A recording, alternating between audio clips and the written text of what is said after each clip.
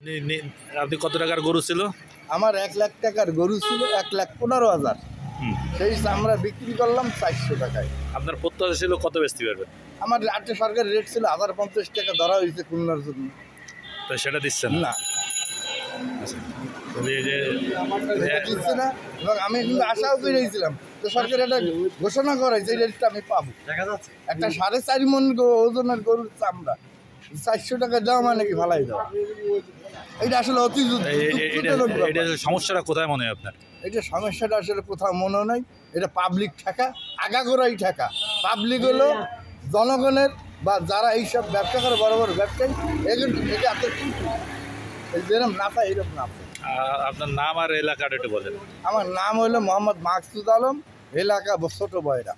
ছোট ভাই, ঠিক আছে। না, এই যে চামড়া কি খুদ আছে বলতেছে, এটা কি খুদ?